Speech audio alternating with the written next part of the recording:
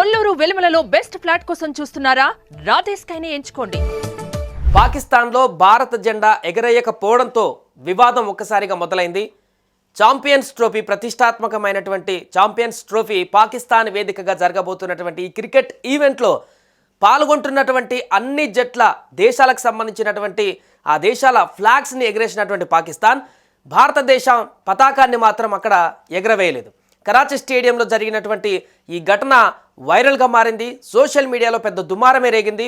పాకిస్తాన్ ప్రభుత్వం తీసుకున్నటువంటి ఈ యొక్క అనాలోచిత నిర్ణయం, పాకిస్తాన్ క్రికెట్ బోర్డు తీసుకున్నటువంటి ఈ తప్పిదం కారణంగా తీవ్ర విమర్శలు ఎదుర్కొంది.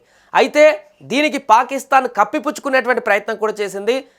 అయితే మా దేశంలో ఆడుతున్నటువంటి దేశాలకు సంబంధించినటువంటి ఆ జెండాలను ఎగరవేశాం, ఇండియా మా దేశంలో ప్రస్తుతానికి ఆడట్లేదు కదా అనేటువంటి కప్పిపుచ్చుకునేటువంటి ప్రయత్నం చేసింది. కానీ ఒక దేశం ఛాంపియన్ ట్రోఫీ కానీ, వరల్డ్ కప్ కానీ, ఏదైనా పెద్ద బిగ్ ఈవెంట్ని కండక్ట్ చేసినప్పుడు ఆ సంబంధించినటువంటి ఆతిథ్య జట్లన్నిటికి సంబంధించినటువంటి ప్రోటోకాల్, ఆ జట్ల యొక్క జాతీయ జెండాలను అన్నిటినీ కూడా ప్రదర్శించడం అనేది ఆనవాయితీ ఎక్కడైనా కూడా కొనసాగుతుంటుంది.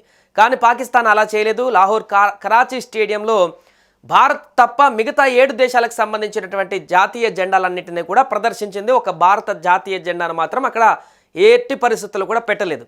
అయితే దీన్ని ఈ రకంగా పాకిస్తాన్కి సంబంధించిన అధికారులు కప్పిపుచ్చే ప్రయత్నం చేశారు. కానీ అంతర్జాతీయంగా వచ్చినటువంటి ఒత్తిళ్లు, సోషల్ మీడియాలో విపరీతమైనటువంటి వ్యతిరేకత, చాలామంది దీనిపైన పాకిస్తాన్ తీరుని ఎండగట్టడం, రకరకాల ఫోర్సుల కారణంగా తలొగ్గి పాకిస్తాన్ దిమ్మ తిరిగి ఇప్పుడు మరలా అదే స్టేడియంలో భారతీయ జాతీయ జెండాను కూడా పెట్టుకోవాల్సిన పరిస్థితి నెలకొంది. సో ప్రస్తుతం ఎట్టకేలకు తలొగ్గినటువంటి పాకిస్తాన్ క్రికెట్ బోర్డు ఇప్పుడు కరాచీ స్టేడియంలో 8 జట్లతో కూడుకున్నటువంటి జాతీయ జెండాను, అన్ని జట్లకు సంబంధించినటువంటి జాతీయ జెండాను, ఈ టోర్నీ ఛాంపియన్ ట్రోఫీలో పాల్గొంటున్నటువంటి క్రికెట్ టోర్నమెంట్లో పాల్గొంటున్న అన్ని జాతీయ జెండాలను కూడా, అన్ని దేశాల జాతీయ జెండాలను కూడా ఎగరవేసింది. దీంతో మొన్న జరిగినటువంటి తప్పిదాన్ని సరిదిద్దుకున్నట్టుగా మారింది.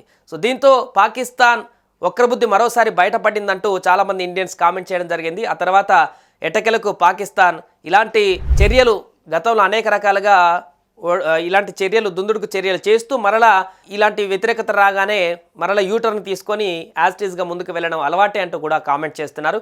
ఏదేమైనా కూడా స్పోర్ట్ ఈవెంట్కి సంబంధించి ఇలాంటి ఈవెంట్స్లో కూడా రాజకీయ ఆలోచనలను పక్కకు పెట్టి అదొక పాజిటివ్ వేలో ముందుకు వెళ్ళాలి తప్ప ఇలాంటి ఇతరులను నొప్పించేటువంటి విధంగా, లేదా ఎక్కడైతే తమకు అనుకూలమైనటువంటి వాతావరణం దొరుకుతుందనేటువంటి విషయాలని పరిగణలోకి తీసుకోకుండా టోర్నమెంట్ కండక్ట్ చేయాలంటూ కూడా అందరూ ముక్తకంఠంతో చాలామంది సీనియర్ క్రికెటర్లు కూడా దీనికి సంబంధించి ఖండించారు. అప్పుడు జాతీయ జెండా ఎగరేయకపోవడం వల్ల. దుబాయ్లో ఇండియా ఆడబోతుంది ఛాంపియన్ ట్రోఫీ. ఆ మ్యాచ్లు ఎవరెవరితో ఆడబోతున్నారో దానికి సంబంధించి అన్ని మ్యాచ్లు కూడా.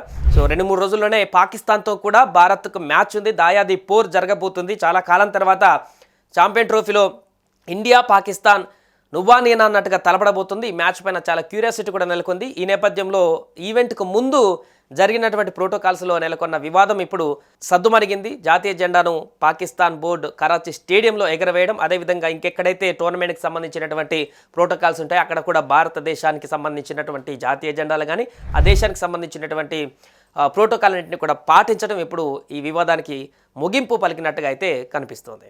సుమన్ టీవీలో మీ పర్సనల్ అండ్ బిజినెస్ ప్రమోషన్స్ కోసం కింది నెంబర్కి కాంటాక్ట్ చేయండి.